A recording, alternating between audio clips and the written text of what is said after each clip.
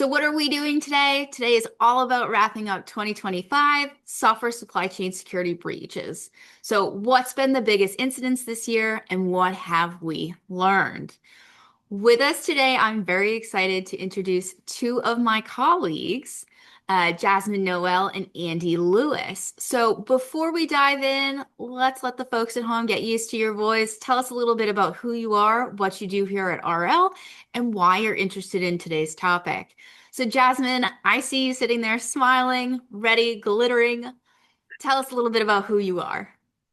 Oh, let's see. How far back you want to go? I was born in Trinidad. More seriously, I started off my career as an industry analyst covering all sorts of IT tech. And then I joined Veracode, and that's when I started off learning about application security, helping people understand what that was at the time, why it was important to look at vulnerabilities. I've been knocking around the security industry ever since. But once the SolarWinds breach happened, I thought, whoa, this is changing the game. So I joined ReversingLabs. Why? Because they had like awesome threat detection. And I met with the founder, Thomas Loff, and he was just like, we are going to build the most awesome thing for developers. I'm like, okay, that sounds awesome. So here I am. Well, I'm glad you can be here today. Andy, what about you? Tell us a little bit about who you are and why you're interested in today's topic. Yeah, sure. So I'm Andy Lewis. Back in the day, I founded a couple of OAuth chapters, been swimming in the AppSec pool for quite a while. And I too like peppermint hot chocolate. And so we got that in Hawaii. So Trisha, yeah, I think we gotta go on location in Hawaii for the next webinar. Yes. But yeah, I think a lot like Jasmine, I think watching things develop has been fascinating this year. Bad guys are getting smarter. And the thing that's really interesting to me is that patience is becoming a trend, right? It used to be, hey, I own you. And now, if you're not careful, everybody's going to know it. Now it's more like, hey, I own you. And nobody knows I own you until I'm ready to fully own you and everybody downstream of you. Yeah. So yeah, so it's exciting to be here. Thanks for having me on, and let's party, let's go. Shai Hulud wasn't the only worm this year. Right. So let's get into it. Before we get started, right, with the questions for today, I'd like to know a little bit about the audience we have here today. So we're going to do two poll questions. You will get the results at the end. It's just good info to know and basically having that baseline, right, of who we have here today, as well as what keeps you up at night. So question number one, which part of your software supply chain gives you the most concern? What keeps you up at night? Is it open source packages? Is it your CI/CD? Is it identity or those OAuth integrations, vendor APIs, or other? And really, I should get some Jeopardy music playing when this goes on, so we have like that solid 30 seconds for the results to tabulate. We'll work on that for next year. Well, there's no Yeti theme at all. No. Mhm. So, All right, we got 13 results, 15 results. Let's try and get it up to 20. All right, we're sitting pretty good at 18. So it's looking like it's almost a bit of a tie between vendor APIs and open source packages, with CI/CD coming in third and then other as last place. Poll question number two. What breach kept you up at night this year? Was it Shai Hulud, the first wave? Was it Shai Hulud, the second wave? Was it OAuth? Was it NPM quicks or ESLint compromises or developer extension compromises? And this is a good question because it kind of runs the gamut of where we're seeing the SDLC and where developers can play. So we're seeing a bunch of different places in where these types of attacks can happen. And it's looking like developer extension compromises is taking the top slot with OAuth as number 2, and then Shai Hulud is number 3, and then NPM Quicks compromise as number 4. So for those of you at home, thanks for tuning in for the poll. Let's get into it. So I wanted to start off, and we'll open this broadly, but if you had to describe 2025, the supply chain threat landscape in one word, what would it be and why? I mean, I know for me it would be wild, or maybe like wild and wonderful, like West Virginia's, state slogan, because it was crazy and there's a lot of learning moments that made it wonderful. But I'm curious as to what Jasmine, and Andy, your thoughts are if you had one word or a phrase to kind of sum up the year and why. Well, it's a phrase for me. I can never get down to one word. It's kind of like anything goes, right? And I remember distinctly some internal emails flying around, and Thomas Loftus, said, "Look, there's just no such thing as a trusted provider. Anybody can be compromised, anything can be compromised. It just depends on the time and patience of the attacker, because they'll just hammer away at you until they get through." Right. So to me, that kind of sums up what all the craziness that happened this year. Right. Because it just seems like every other day we're hearing, okay, this third party was compromised, or this package was compromised, or, oh, by the way, this model was compromised, or just anything. It was just anything. Yeah. And I mean, especially we only have one slide. I promise you there's no death by PowerPoint here. But this, in looking at the SDLC and just highlighting where we've seen certain compromises or breaches happening, like it really, to your point, can happen at any stage, especially now. I think it's just the severity of it is what has escalated. Andy, I'm curious to get your thoughts. You are like a well-seasoned OAuth veteran, from your standpoint. What would you say is the one word for summing up the year and why?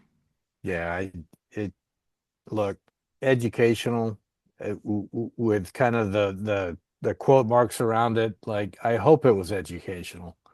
The bad guys are getting better.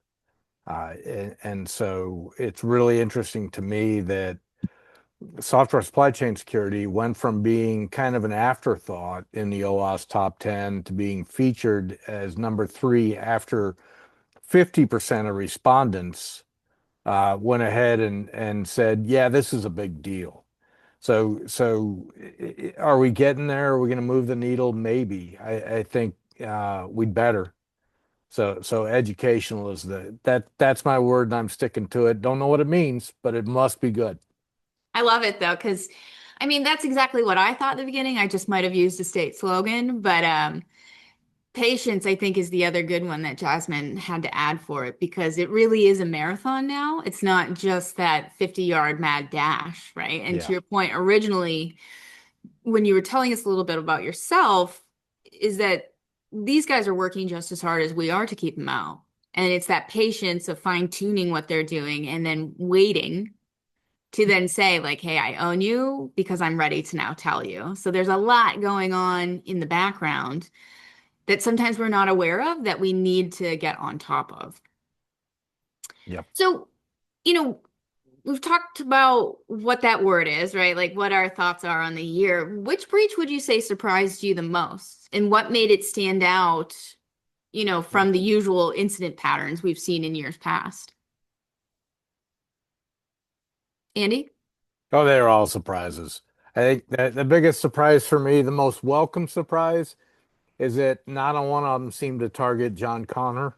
That's fantastic. That's great news for all of us, right? But I think the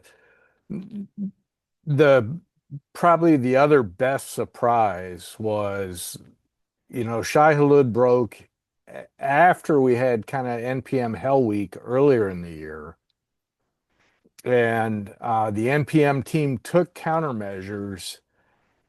And in Shai Hulud 2, there wasn't a repeat. None of the same guys got owned. And so, there's a part of me that's very hopeful that the countermeasures that were deployed will be effective for a while, because they seem to be effective in making sure that there weren't repeats of Shai Hulud 1 in terms of libraries compromised. So Yeah. Can you elaborate a little bit on why people who got, pwned or owned in the first one might not have in the second one? Man, I hate it when you do that. Can I elaborate? Yeah, of course. I got all day. You know? Yeah. So the original vector was phishing. There are some key maintainers' accounts that got compromised. They implemented multi-factor authentication, and it doesn't look like they compromised again. The bad guys for Shai Hulud 2, the other thing that was interesting is they waited until almost the deadline when everybody was going to have MFA, and then they pounced, right? Yeah. So there's your elaboration. Is that what you wanted, or you need a Yes. Yeti growl at the end, or hey, where are we going with this? No, we'll let Jasmine. Jasmine, you have any thoughts on this? Because this one did take up a lot of the back half of the year. I think for me in watching it, it was interesting because we had that first wave, but to Andy's point about having that NPM leak from hell, which was the Quicks compromise that happened the week before. I think Shai Hulud, the first wave would have been a lot more dire had the Quicks compromise not been resolved as it had, in which I thought was interesting because the community really did respond in a way that they should have, where they gathered around it and were like, hey, something looks wrong here, to let the maintainer know. Whereas, if it hadn't been such a responsive community, we might not have seen the resolution that we saw. So, anything to add on Shai Hulud before I ask what was the one that surprised you the most? Well, the part of Shai Hulud that surprised me was just how complicated it was, right? It wasn't just let's go steal some credentials and do that again and again and again, right? There was this part two to it, right? Which is like, okay, we've stolen your credentials, and now, okay, we're going to install this free tool to go, detect all sorts of secrets, and then we're going to take that and move it to a different repository, which we've created as the first part. And then there was this other thing where like, okay, then we'll migrate the repository that we created and make it public. So now we can just take everything that you had. It was this complicated multi-step process, but they just kind of automate it. And it's like, okay, go run out in the universe, right? To me, I mean, it used to take a lot. I mean, I think this is extremely dangerous, right? Because it means that it's getting easier for the bad guys to create something, multi-stage, complex, has lots of different fingers to get at whatever it is that they want. And, I'm like, that's not good news, right? I mean, it's really important to keep them out from the beginning, even though out is like out of everybody's accounts kind of thing. Yeah. I mean, those attacks did have long tentacles, for lack of a better word, like long reach. I think what I found interesting though is not only the complexity, but the second wave, right? So it came back. And I'm wondering, to be honest, if they're testing, right? So we'll expect to see more types of breaches like this in the future because one, it was two waves. So you can guess there's some type of testing going on where they already have a pile of secrets. And with the second wave, it's like, hey, we're just going to keep adding to that secret vault and see what happens for when, to Andy's point, we want to make like an atomic type attack where we're really ruining a lot of people's days. So I'll be curious to see how that plays out, but that is something that does keep me up at night, is wondering if it's not an anomaly. I think it might be something we see a lot more frequently in the future. Well, it's just like everything else. Why reinvent the wheel? If something has been successful, right? What does the developer do? They go, they take it, they reuse it all over the place, right? Well, guess what? The attackers do the same thing. Oh, that approach was successful. Let's take it, add on to it, and go again, right? Yeah. So other than Shai Hulud, was there another incident that surprised you and stood out from the rest? Well, I think it's the quick. It's not the attack itself. It was the fact that all this automation that we were using to update automatically. Okay, I'll create a new pull request and get the new update down because newer is safer, or newer is better, of any open source. That actually spread some parts of the attack a lot faster than I think they would have ordinarily, right? So it's like it's using our own processes against us, right? We're doing something to, get rid of technical debt and make sure that we're always using the latest and greatest, but yet that's what's spreading the malicious update faster, right? I think it was like 10% of workloads or something like that actually, deployed the malicious package. Yeah. It's all automated, right? It's like, oh, Well, yeah, and some big tools, right? Like Yeah. Postman. Like, Oh, wait a minute. If APIs are kind of data exchange, and it's kind of the way the world works, and Postman's got a lot to do with testing that capability. So, yeah, if you can backdoor Postman, it's party time, and we're all pinatas, right? And that's kind of what it was, right? yeah. I don't want to be a pinata, Andy. So for those of you at home, please tell us. I know we did the poll, but if there's another incident that occurred this year, please tell us what surprised you the most.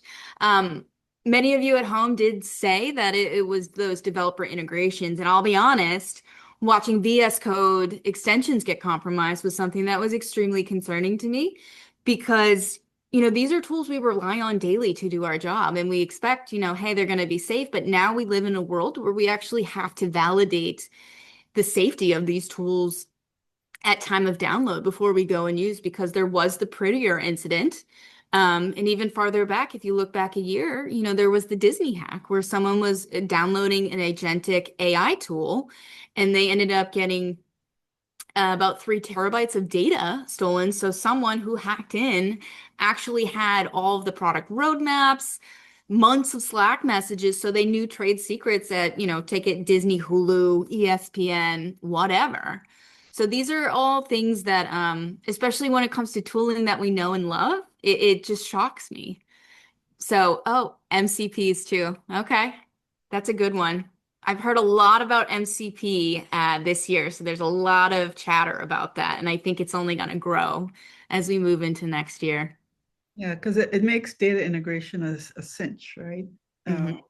And all of a sudden, you don't have complete control over what AI is using your data and for what, because, hey, it's all fair game now. Yeah. So we've talked about a few different incidents, right? We've talked about Shai Hulud 1, 2. We've talked about Quicks. We've talked about some extension integration issues. Looking back on all these incidents, and there's other ones, right? The Air France compromise. Do any of these feel kind of like that canary in a coal mine for things we'll likely see more of in 2026? I think some of them could be a good indicator. I know I alluded to Shai Hulud and that style of attack being one. But what would you guys say? Would you agree with me, disagree, or add another type? Oh, there's something different coming. Look, you know how this works, Yeah. right? The smart guys sit around, they drink their tequila or whatever they're drinking, and they're like, those guys almost got it right. All they Yeah. really had to do to own the entire freaking universe, including the aliens that are on their way to land, is add this, right? And so the innovation combined with professionalism is the wrong word, but it's pretty close. There's that level of patience, that commitment to automate in a way that's difficult to detect, the commitment to go ahead and say, hey, let's wire into the ecosystem too. Yeah. I need a little more Bitcoin. Of course I do. And some Monero. Hey, let's do it. Smart I guess, people are going to do smarter things next year.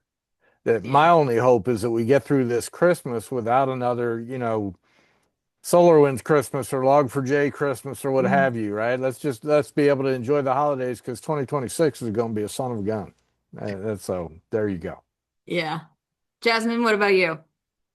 I guess my concern is attacker use of AI.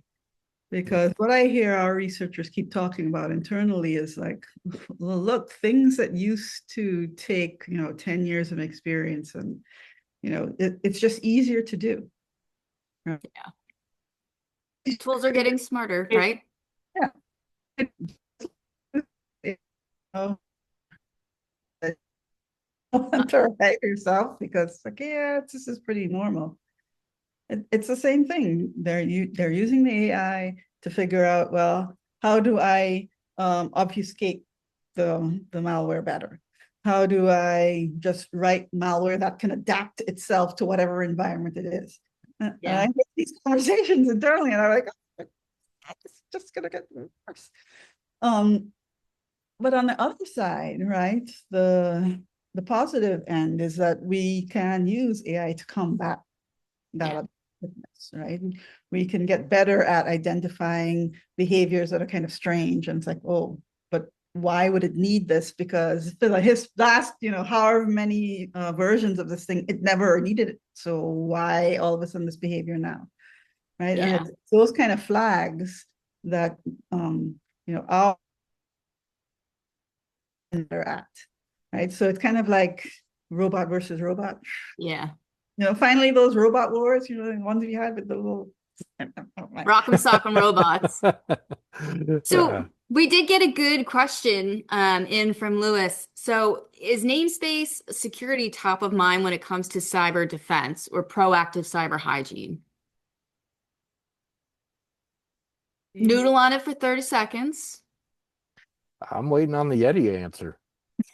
So I think namespace security is something top of mind. I would be willing to bet, just because there is things like namespace confusion at type of attacks. Yeah. That is something that people are aware of. Those have been out for a while, but they are getting smarter. So I don't have like a concrete answer. I know OAuth does have some guidelines when it comes to like namespace confusion, and how you can work to protect yourself on that. But, I don't have a concrete answer. I do think we'll continue seeing them because they are tried and true methods for ways of entry. Yeah, that's the bottom line. It's a good question. And, Yeah. and apologies if I mispronounce your name, Luis or Luis. But yeah, bottom line is it's a valid vector. And it's just like that old joke about, hey, why do bank robbers rob banks? Well, because that's where the money is. Yeah. Why do attackers do this technique or that technique? Because it freaking worked. Yeah. Right. And so, as somebody who's on defense, there's, it comes down to trust again. Right. I think, like Jasmine was saying, one of Thomas Law's remarks was, you can't trust anything. Yeah. Right. And so, and we've talked a lot about prevention here so far, but really instrumenting yourself so that you've got detective controls that would tell you when something can't be trusted.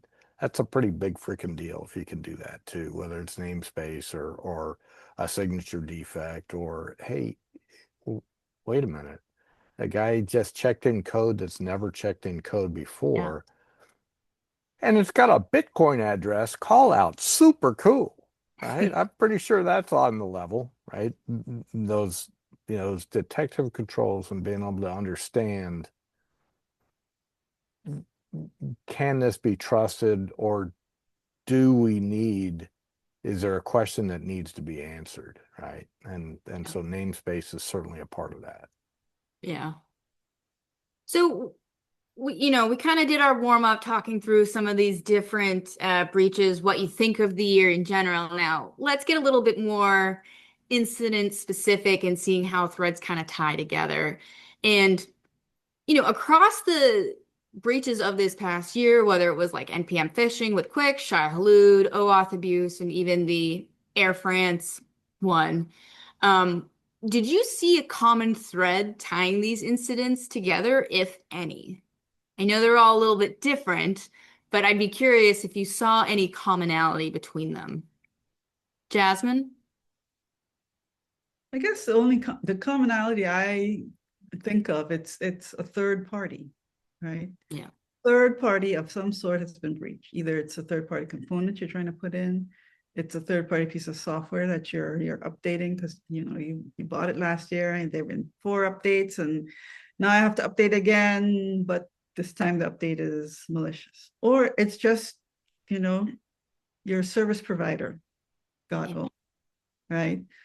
I mean, that's basically how Air France, those breaches happen. Somebody that they were working with got owned, and that gave them a path into your organization, right? Now, Or can you an integration that you've done with another software vendor has now has a way in to your organization. And if it's completely unmanaged, then it's just a matter of time before somebody will be able to figure that out and find a way in, right? That's my thing. And I realize, Louis, thank you for the good question. We didn't actually talk about KLM. We talked about all the other ones, but Andy, you want to give us a quick TLDR on what happened with Air France this year? Sure, if I knew. Yeah, I think Jasmine hit on it. It was an upstream provider that got compromised. And so the theme there is it's the same thing. It's look upstream, right? There's a reason you don't drink water at the Delta, right? Everything that's been put into the river upstream is right there. So, I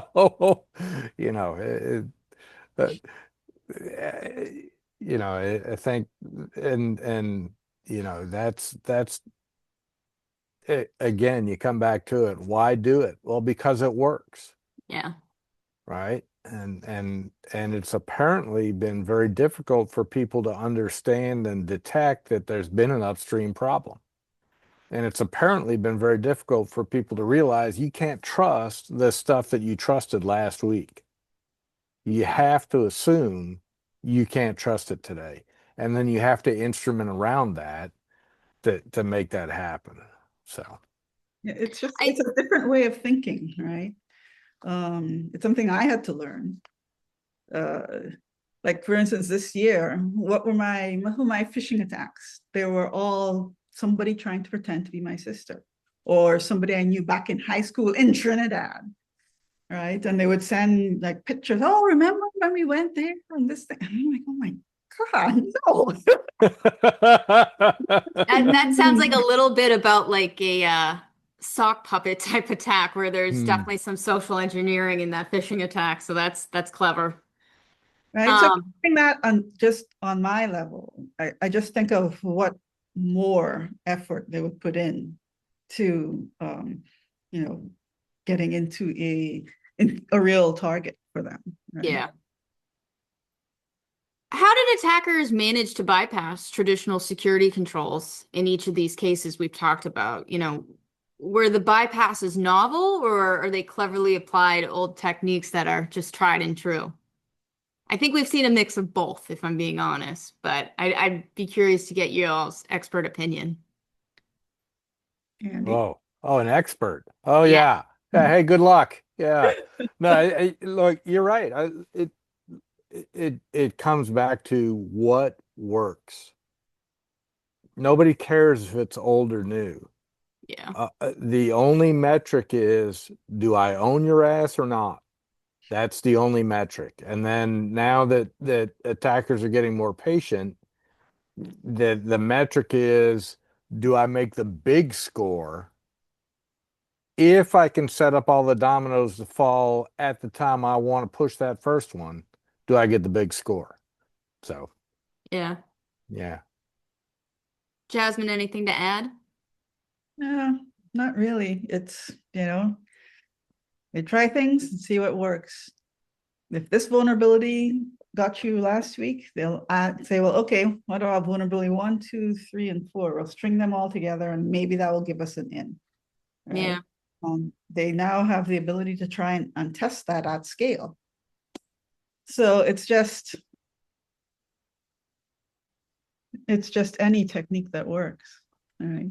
And I think a lot of this, like things change so fast in this space that it's sometimes hard to keep up with education, but that really is the best way to keep in pace with some of the ways these attacks are happening and the techniques used. Because I know, for example, I've spoken with some colleagues who, do their own research and people are still downloading the vulnerable version of Log4j.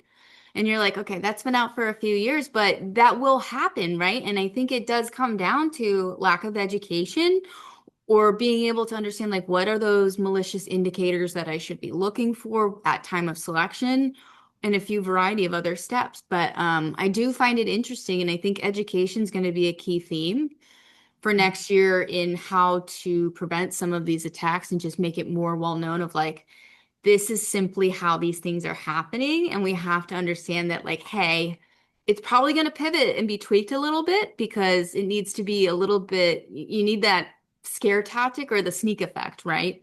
Where that's why it pivots to change just ever so slightly to keep us all on our toes.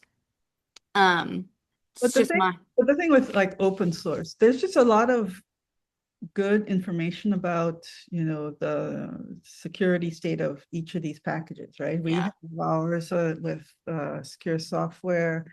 I know that GitHub has a yeah, repository of all these samples. The information is out there. It's just retraining your brain to think before I hit yes, I'm going to use this. Let me just go over here and check, yeah, or get that integrated into some tool that you use on a daily basis. So you can do that. Check should become like an automatic thing that you do. yeah, It's because there is a ton of information about what is safe and what isn't, at least in terms of the open source stuff.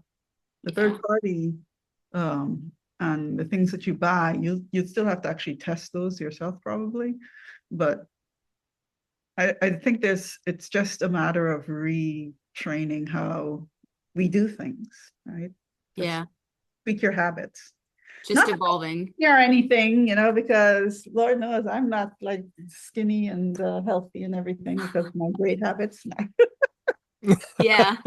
I do think it is the training though, right? Like you can't just assume everything's safe and you have to realize that these packages health, like yes, the information's out there and it's a lot to consume. So you have to pick what flavor works for you and the type of risk indicators that you're okay with looking at, right? And understanding that the package health can change on a dime.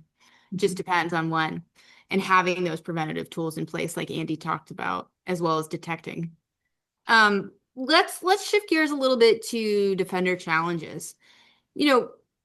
Where do we think defenders consistently struggled across all of these incidents? Are we talking about, visibility gaps, misconfigurations, blind trust in automation? I know we've talked a bit about blind trust. Or do you think it was something else? It's obviously a combo depending upon which breach you're talking about, but I think there's a variety of ways we can kind of slice this question. So Andy, I'll let you go first. Yeah, without naming names, I just look at the marketplace. Look at your very expensive market analyst type firms that are releasing things that are, oh, this is the best vulnerability detection. Let me tell you what, if you pull down a backdoor library, you don't care if it's got a vulnerability, Yeah. right? And so I think to some extent, you know, changing that perception, changing that paradigm to a risk paradigm. It's not about vulnerabilities. It never was, right? And Elias, good question. What's the view on SBOMs? Well, one of the very basic things about having security is if you don't know about it, you ain't protecting it, most likely, right? And so what's an SBOM? An SBOM is a tool to give you an inventory. And I think if you don't have an inventory, SBOM's as good a way as any to get an inventory. So, but yeah, Katie, I think you're very optimistic about education. I started my first OAuth chapter in 2006. You'd be surprised at how it feels like Groundhog Day every time you're talking about, hey, we're going to engage a speaker. Hey, what do you want to talk about? Well, SQL injection, we're like this close. I think I've got a new twist on that. Come on. You Yeah. know, give me a break. So, and the other thing is that the C-suite are all risk takers. You don't have a boogeyman story that's scary enough for them. I literally sat down with the CFO of a company that will remain nameless, did an injection attack, pulled his freaking credit card off of our e-commerce site, said, "Sir, is this your card?" "Yes, it is." Anybody can do this who knows what they're doing. Yeah. No, you guys, you're security guys. You're doing some kind of magical crap that I don't understand. There's no risk here. You're not getting any. Forget about it. And that happened. And they're like, those guys are all risk takers. That's how they got to where they are. They don't want to take accountability for anything, but they're not afraid to take a risk. And so, to your point earlier, Jasmine, you say, okay, well, now we're going to mine you in a way that we know is effective. Mhm. Hey, got nothing to lose. I'm on a corporate laptop. I got a big security team that nags me about my credit card number popping up. Whatever, man. I'm good. So, yeah, education's important, but I think the real dynamic that works is competition. When one developer looks at another developer and goes, "Hey, did you know that you actually brought in a backdoored library?" Yeah. And the other developer's like, "How'd you know?" And you go to secure.software and go, "Oh, it's that one. And it's been backdoored for this version for 3 years." Oh, then something changes. So Yeah. I get off my soapbox. Thank you for that soapbox. So Jasmine, what about you? Are we thinking visibility gaps, misconfigurations? I know we talked about trust, but what would you say was a consistent struggle this year? Well, I think it's a consistent struggle that developers have every year. It's like you must create new Yeah. now, now, And now, fast. fast. I don't care how you do it, just do it. Versus, yeah, that's a totally insecure way of doing whatever it is that you're doing. Or, you really didn't check any of those things that you downloaded to make you go faster, right? So I think it's always, how do we address that balance? How do we make checking for malicious things simpler, easier, fit into your day-to-day doing your developer work, right? That's always going to be the challenge, but it's something we have to, work on every year, because it's going to be the same next year. Yeah. But even more scary. So what defensive wins stood out to you this year? I know for me, Quicks stood out for me just on how the community responded, but I'd be curious to get your thoughts as to if there's a moment where you thought, wow, that team, responded so quickly, it minimized the blast radius or prevented a full-blown compromise. Was there any defender wins that stood out for either of you this year? For me, after or during that whole Salesforce drift mess Oh, yeah. that happened, I tripped across this blog from Okada, right? And they were saying, no, ours weren't, our environment wasn't affected. And here's why, right? We had done this, we had done this. And oh, by the way, we'd love to do this more often but we can't, because all of our other service provider partners don't give us the ability to do whatever the unique thing it was. I can't remember. I just remember it being there, right? I think it had something to do with IP. And we'll make sure we put the blog in the chat for everyone at home so we can fill in the blanks from what Jasmine's forgetting. Yeah, I know, right? It's Christmas. Anyway, I was impressed on two levels. One, that they actually were able to prevent. And two, they're actually brave enough to go out and tell the world that, yeah, we succeeded, right? Because I find there's a lot of fear in saying, well, we succeeded at this point, but we don't want to tell anybody because Right. then we'll be attacked on that point. And like, I think we need to overcome that fear. We're all in this crazy leaky boat together. And any way that you found that works, at least some of the time, should be, you should get patted on the back and be brave and say, so we can all say, they did something. That team was awesome. I do think that it is an interesting cultural phenomenon where we are just a little bit terrified to admit, like, hey, we saw it, but nothing happened to us, to your point, because you're like, well, now it's out there that like I could have been. So like, how bad will it be next time? You know what I mean? And what's going to be changed with it? So I do agree. It would be great to hear more of these wins, but it's just so hard to find them and find that person who, or organization, I should say, and that is willing to raise their hand and say like, hey, this happened. But I do think, to your point, it would make the community a lot safer, right? If we had more of those stories together of people being like, hey, and knowledge sharing. So it's not just tribal knowledge between certain groups. Andy, what about you? What one stood out for you? So the other thing that's interesting, I'm going to drill in on this a little bit more, is having the right win and the right outcome for the wrong reason.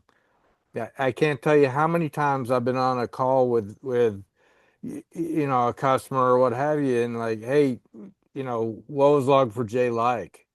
Oh, it's a nightmare. We're still cleaning up. Well, what was SolarWinds like? Was a nightmare for my brother-in-law, but see, we're really slow on updating stuff. So it wasn't a problem for us. And so you feel that kind of guilt.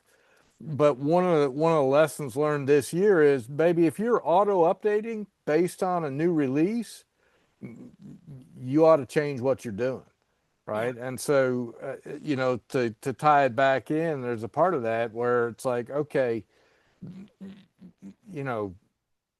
if I'm going to talk about what I did that worked, it's okay to say that what worked was we didn't have our act together, and therefore we didn't do the update in a timely fashion, and therefore we weren't backdoored, therefore we did enjoy Christmas. Life is great.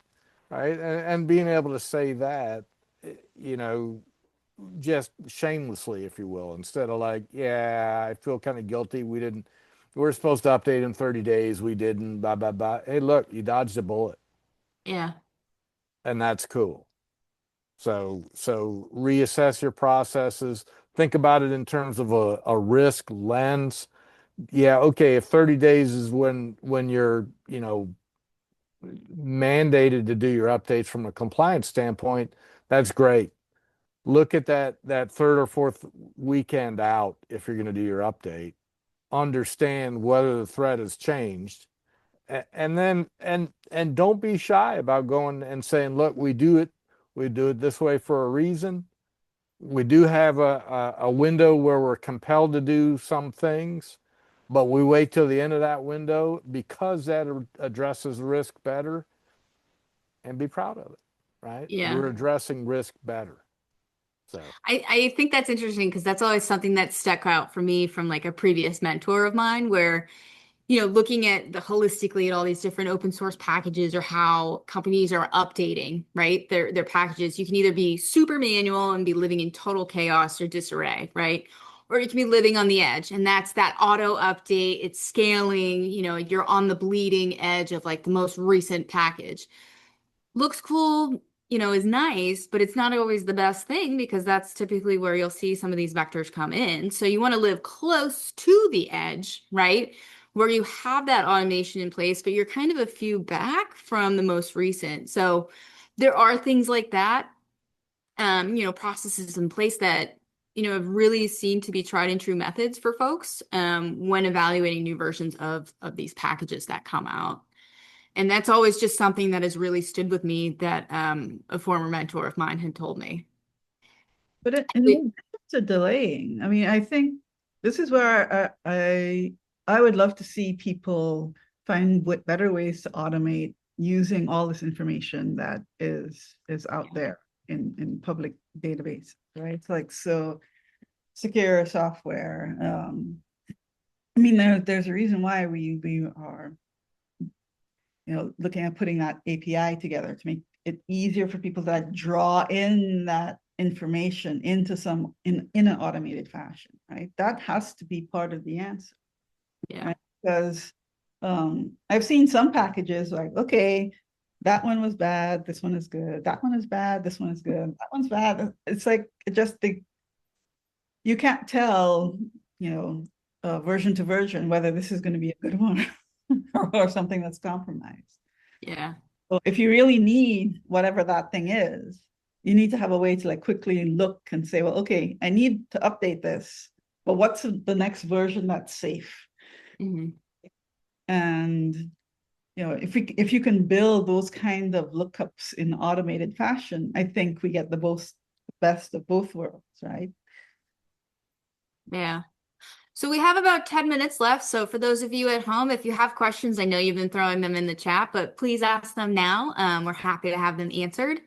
While we're waiting for some questions to come in, I do have one good question is based off what we've seen in 2025, what's, some practical steps that every organization can take to help reduce supply chain risk heading into the new year? I know, month's about half split as of today, but is there anything we can do between now and then? Or, if there's a New Year's resolution list, what would be your one thing on it for a secure software supply chain?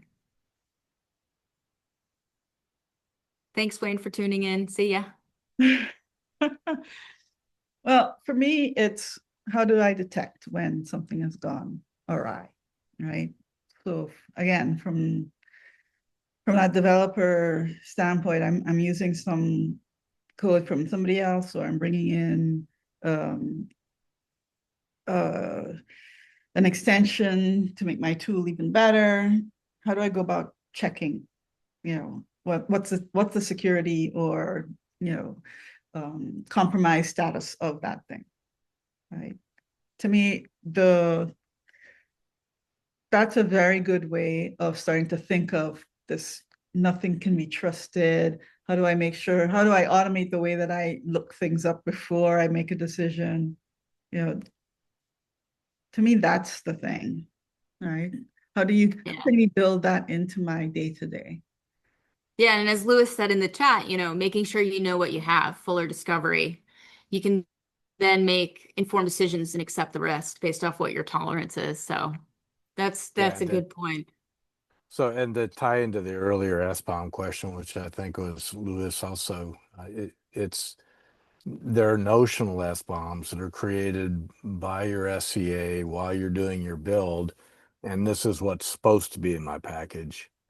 And then there's SBOM that's created after everything else has been done, that does an analysis of what's actually in there, and now you can work around that. So is there quality amongst SBOMs? Yes, there is. There are SBOMs that, man, I wish it was helping you, but it really ain't. And then there's that capability to actually understand what's present, including things like call outs to LLMs or AI models, right? Not just traditional software components, not just capturing vulnerabilities, but looking at that risk and leveraging some of the various bill of material capabilities to do that. I think for me, I don't think that has to be a real-time activity either. No. I mean, some of the lessons I've seen from our customers, they pretty much all start with, well, let's scan it, let's see what's in there, let's see what the state of it is, but we're not going to disrupt, the pipeline. We're just going to help, go into our security sprints with a plan to improve over time. That's it. You can't do everything at once. Too bad. We don't have time turners like Hermione, so you can't go back and make more time for yourself. It'll fit in your stocking. I'll get you one, Jasmine. It'll be cool. I think like playing off of that SBOM though, and to your point is understanding that full discovery, right? Is do an SBOM for the right reason. Don't just do it as like a check the box activity and shelve it away until someone asks.